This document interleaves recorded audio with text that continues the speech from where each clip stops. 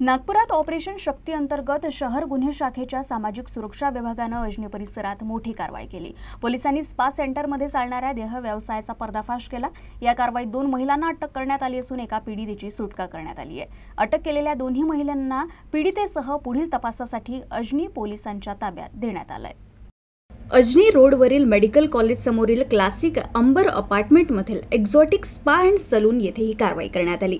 सामाजिक सुरक्षा विभागाला मिळालेल्या गुप्त माहितीच्या आधारे पोलिसांनी बनावट ग्राहक पाठवला। ग्राहकाद्वारे एका महिलेसाठी 6000 रुपयांचा सौदा करण्यात आला। महिला खोलीत येताच पोलिसांनी छापा टाकला आणि इतर 2 आरोपी महिलांना अटक करून पीडितेची सुटका केली। अटक केलेल्या महिलांची ओळख प्रतिमा बडगे आणि किरण उके अशी झाली आहे। प्रतिमा सलूनची मालकीण आहे, तर किरण उके रिसेप्शनवर काम करायची आणि आर्थिक व्यवहार सांभाळायची।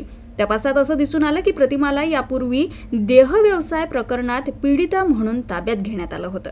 त्यानंतर ती रायपूरला गेली, जिथे ती त्याच व्यवसायात सक्रिय झाली।